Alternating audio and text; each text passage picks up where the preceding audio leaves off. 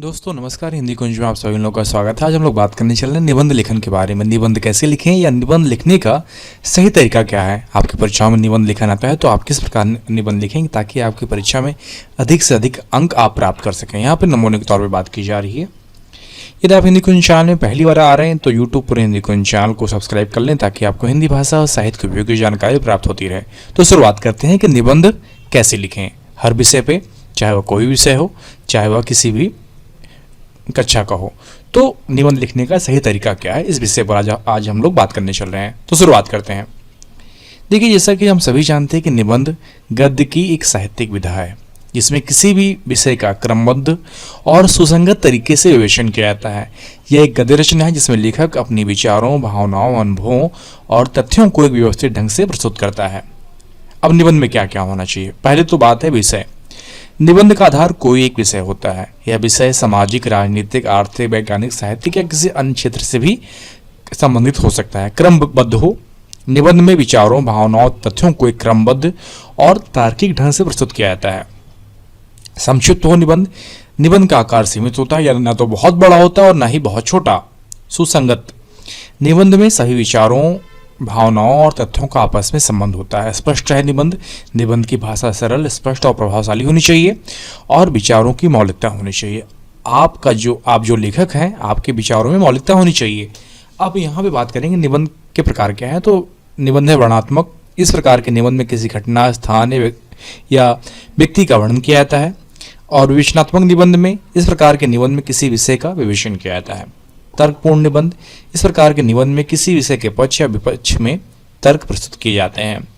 व्यक्तिगत निबंध में, इस प्रकार के निबंध में लेखक अपने विचारों, भावनाओं और अनुभवों को व्यक्त करता है। अब प्रक्रिया क्या है, तो निबंध कैसे लिखा जाए। सबसे पहले विषय का चयन करें। निबंध का विषय चुनना होता है। विषय का चयन करते समय इस बात का ध्यान रखना चाहिए कि वह रोचक, प्रासंगिक और सीमित हो। इसके बाद विषय वस्तु का चयन करें। विषय वस्तु का संग्रह करें कि विषय का चयन करने के बाद विषय वस्तु का संग्रह करना होता है। हमें जानकारी इकट्ठा करनी पड़ती है कि विषय वस्तु का संग्रह विभिन्न स्रोतों से किया जा सकता है, जैसे कि किताबें हो गई, पत्रिकाएं हो गए, इंटरनेट हो गया या फिर आपके अनुभव हो गए। इसके बाद अपने दिमाग में एक विचारों की रूपरेखा तैयार करनी पड़ती है।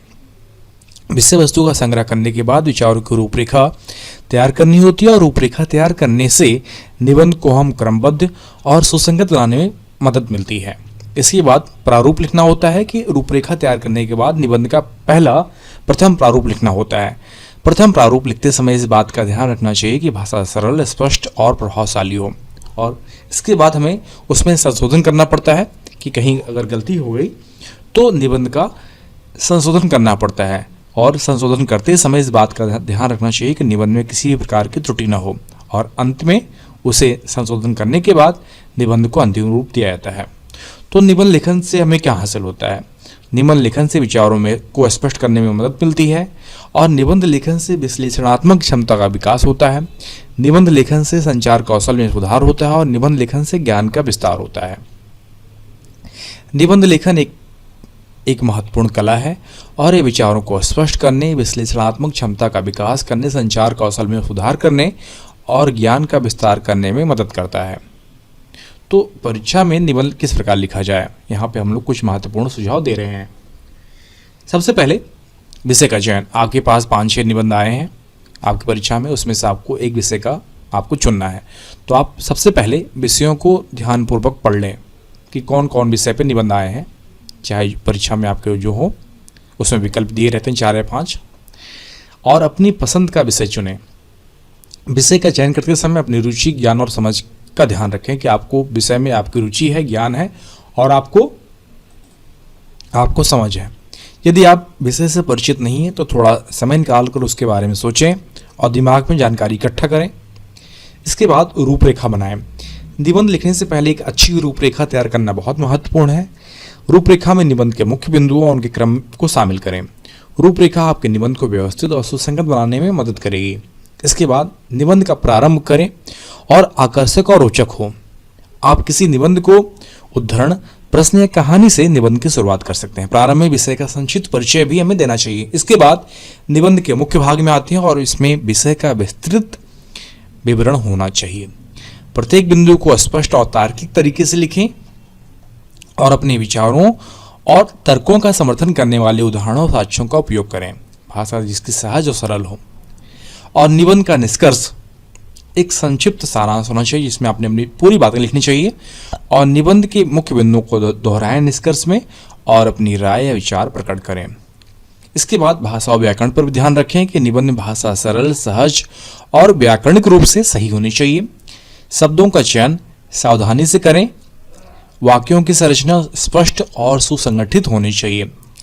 और सबसे बड़ी बात है कि समय का प्रबंधन ध्यान रखें कि परीक्षा में निबंध लिखने के लिए पर्याप्त समय आवंटित करें। 10 मिनट, 15 मिनट, 20 मिनट जो भी आपको समय मिला है परीक्षा के हिसाब से। निबंध लिखने में जल्दबाजी न करें। लिखने से पहले दिमाग में सोचें, योजना बनाएं, तब निबंध लिखना शुरू करें।